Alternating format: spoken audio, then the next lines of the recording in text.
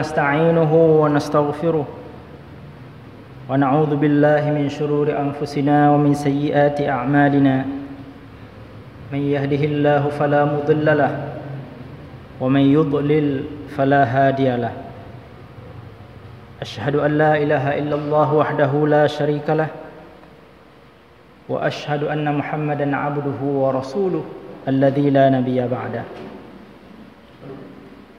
والصلاة والسلام على رسول الله سيدنا محمد وعلى آله وصحبه ومن تبعه أما بعد فيا عباد الله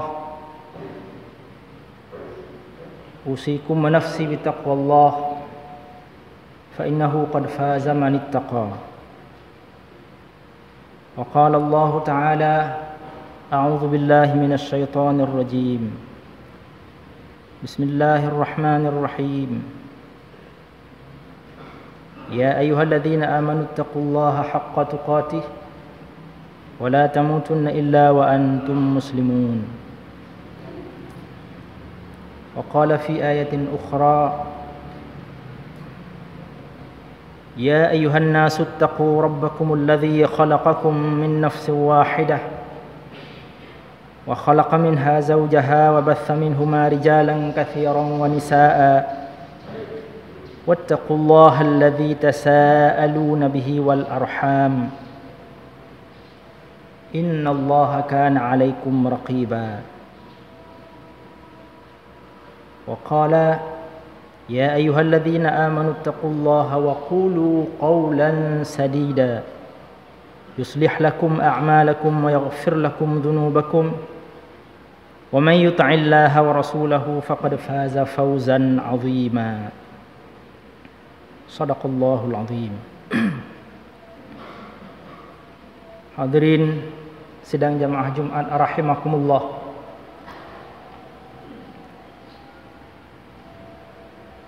Pada penghujung tahun 2018 kita sebagai masyarakat Indonesia mengalami peristiwa-peristiwa yang merupakan bencana-bencana alam, musibah-musibah, bahkan dalam bentuk-bentuk yang tidak pernah kita perkirakan sebelumnya. Ada tsunami, ada kampung yang tenggelam ke dalam lumpur, ada banjir, ada pesawat yang meledak, dan peristiwa-peristiwa yang lain yang sangat menyedihkan.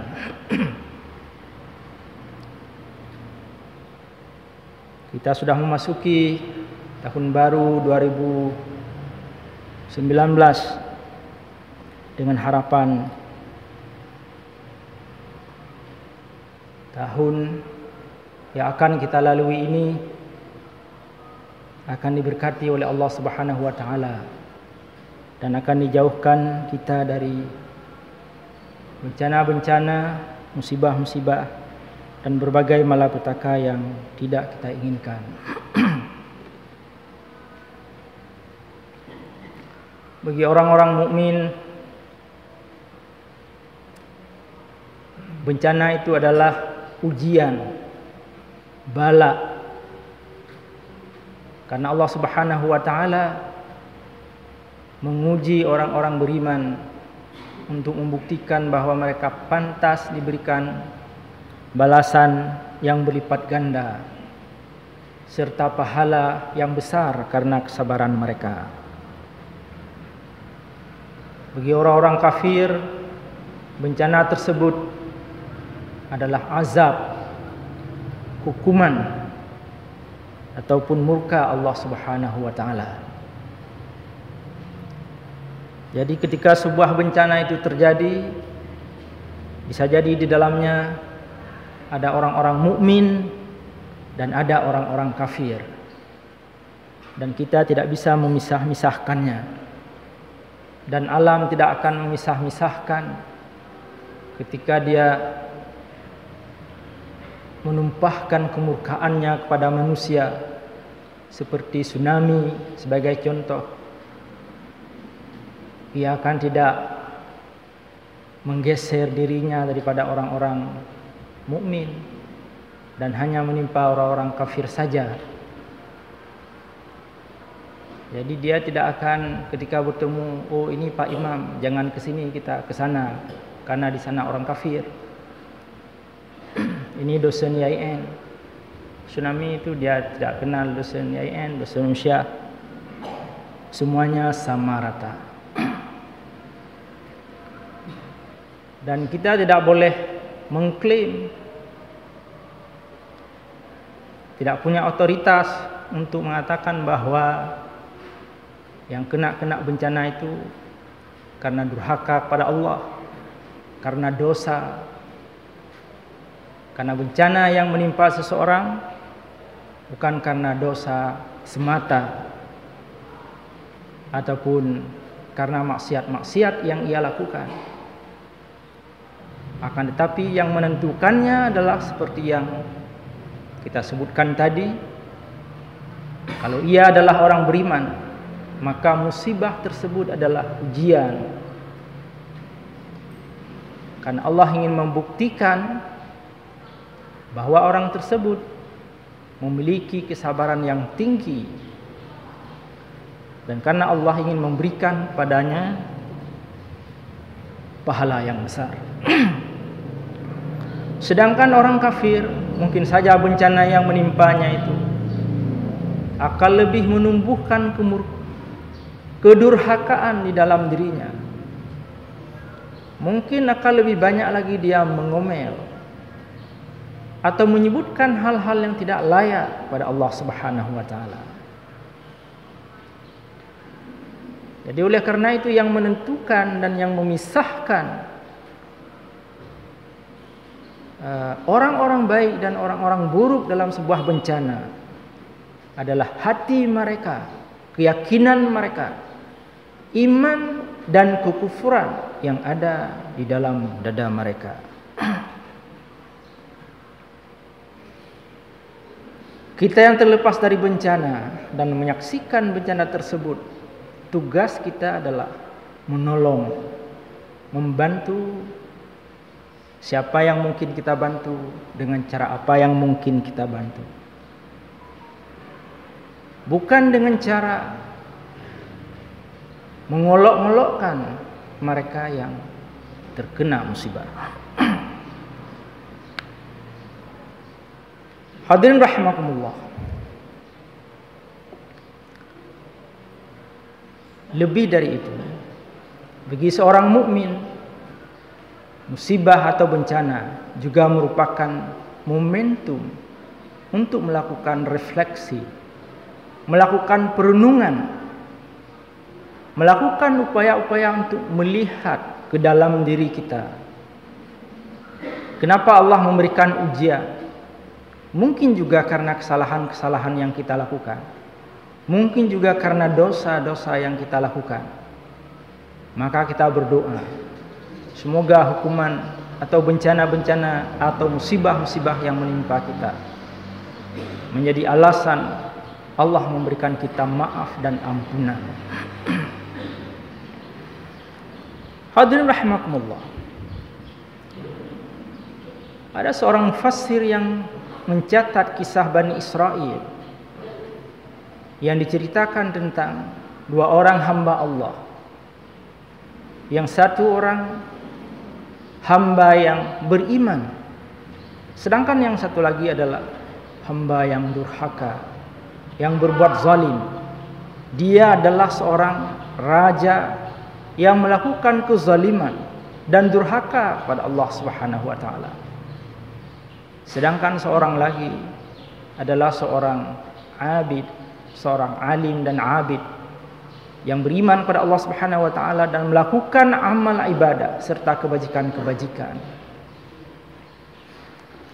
Kedua orang ini ditimpa oleh penyakit. Sang raja juga berdoa kepada Tuhan agar Tuhan menyembuhkan penyakitnya dan agar ia mendapatkan obat yang bisa mengobati penyakitnya tersebut hingga sembuh. Dan Allah memudahkan kepada dia untuk mendapatkan semua yang ia inginkan. Dokternya ada, obatnya dia temukan dengan mudah, dan lain-lain. Sedangkan seorang hamba yang beriman dan taat mengalami penyakit yang sama dan berdoa kepada Allah, tapi ia susah mendapatkan dokternya. Ada dokternya mengatakan obatnya ini, ketika dicari obatnya tidak ada. Kalau umpama obatnya itu misalnya merupakan Anda harus makan ikan ini, misalnya. Seperti itulah nama ikan tertentu disebutkan. Tapi begitu dia cari, tidak ada ikan tersebut. Semuanya serba sulit. Dan akhirnya penyakitnya tidak sembuh dan ia meninggal. Kalau kita ungkapkan dalam bahasa manusia, kira-kira malaikat-malaikat pun heran, kenapa seperti itu? Maka Allah menjelaskan, memberikan sebuah penjelasan yang sangat universal untuk kita pahami. Kenapa kita pada hari ini juga mungkin mengalami hal seperti itu? Orang mukmin yang berdoa, yang berbuat kebajikan, yang beramal. Orang kafir yang semakin sejahtera, semakin maju, semakin hebat. Ya, di samping karena kesalahan kita sendiri juga. Tapi Allah menjelaskan bahwa si hamba yang zalim ini memang dia zalim, tapi ada kebajikannya. Aku ingin di hari akhirat ia langsung masuk neraka. Maka kebajikan yang ia perbuat, aku balas di dunia. Apa yang dia minta aku berikan, sehingga di hari akhirat ia menjadi total keburukan, total lost. Tidak ada lagi yang tersisa. Aku bayar di dunia. Karena dia sangat ingkar, karena dia zalim. Dia berbuat aniaya kepada hamba-hambaku yang lain. Ya, seolah-olah kok orang zalim dikabulkan doanya. Memang karena Allah ingin membalas di dunia ini. Kalau ada utang-utangnya, Tuhan berutang pada dia karena dia pernah berbuat kebajikan. Tuhan balas di dunia, di akhirat tidak ada balas lagi. Hambaku yang berbuat baik ini, dia mendapatkan musibah dan bencana, dia berdoa kepadaku agar sembuh dari penyakitnya, tidak aku berikan. Dia orang baik, tapi bukan tidak ada keburukannya, bukan tidak ada kekurangannya, bukan tidak ada salahnya. Kutebus segala kesalahannya itu di dunia, agar di hari akhirat dia mendapatkan kemenangan yang mutlak. Tidak ada lagi hitung-hitung dari akhirat. Semua sudah beres, sudah dibayar di dunia. Keburukan-keburukannya dibayar di dunia ini dengan ujian-ujian dan dengan kesabaran-kesabarannya. Oleh karena itu, tidak usah khawatir ketika berdoa tidak dikabulkan. Jangan terlalu cemburu. Orang-orang kafir kok senang dan hebat. Allah punya strategi tersendiri. Oleh karenanya, kita beriman pada Allah, melaksanakan apa yang diperintahkannya. Sedangkan segala fenomena yang ada di dunia ini, dalam kehidupan sosial kita, dalam kehidupan budaya kita, dalam berinteraksi dengan sesama kita, hanya Tuhan yang tahu hakikatnya. Janganlah karena kita melihat orang-orang kafir itu hebat, sejahtera, maka kita pun berpikir, kadang lagi awak kafirnya yang betul. Nah, ini jangan sampai terpengaruh seperti itu. Hadirin rahimakumullah. Marilah kita memasuki tahun baru ini 2019 dengan semangat keimanan yang menggelora. Jangan pernah khawatir, jangan pernah mempertanyakan apa yang Allah berikan kepada kita. Yang perlu kita pertanyakan adalah apa tanggung jawab kita, apa kewajiban kita. Selain dari itu adalah urusan Allah Subhanahu wa taala. Kaum muslimin hadirin sedang jamaah Jumat yang berbahagia. Rasulullah sallallahu alaihi wasallam disebutkan oleh Allah dalam Al-Qur'an sebagai pembawa rahmat bagi semesta. Wa ma arsalnaka illa rahmatan lil alamin. Dalam hadis yang disebutkan diriwayatkan oleh Imam Bukhari, Allah Subhanahu wa taala sebelum segala-segalanya sudah membuat catatan untuk dirinya sendiri. Apa catatan Allah Subhanahu wa taala untuk dirinya? Bahwa rahmatnya mengalahkan kemurkaannya. Kasih sayang Allah Subhanahu wa taala mengalahkan murkanya. Dan Rasulullah juga menjelaskan bahwa seandainya manusia ini karena dimasukkan oleh Allah Subhanahu wa taala dalam surga karena amalannya, tak seorang pun masuk surga. Nabi sendiri berani mengatakan seperti itu untuk dirinya. Tapi kenapa kita masuk surga? Kenapa Allah menjamin Rasulullah masuk surga? Ada orang-orang dari kalangan sahabat yang dijamin masuk surga karena rahmat Allah melampaui segala-galanya. Sebab itu kita pun diajarkan oleh Allah untuk mengikuti karakteristik Allah, cara Allah itu. Apa kata Allah dalam Al-Quran? Berbuat baiklah seperti Allah telah berbuat baik kepadamu.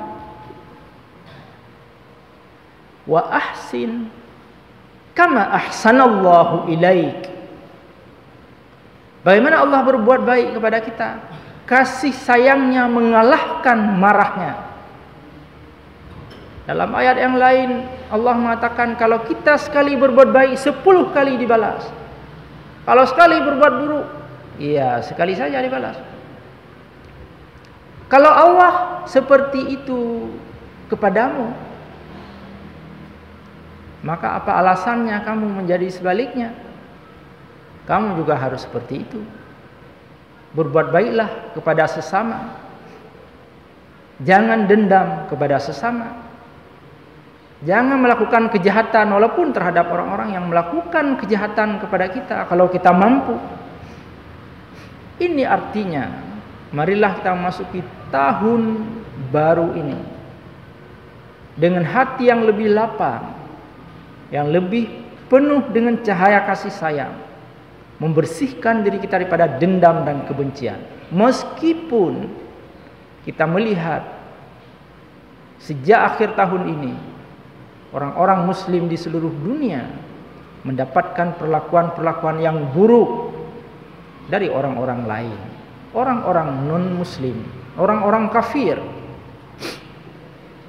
Tapi bagaimana Qabil diriwayatkan kembali, dicatat kembali pernyataannya oleh Allah Subhanahu wa taala ketika Qabil saudaranya membunuhnya, menggertaknya, mengancamnya, la aqtulannak, I will kill you.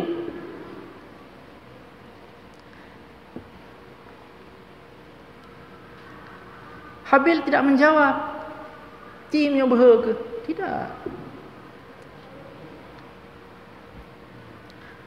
La in basatta ilayya yadak litaqtulani ma ana bibasiti yadi ilayka liaqtulak inni akhafullah rabbal alamin. Kalau engkau menggerakkan, mengulurkan tanganmu untuk membunuhku, I will not do the same.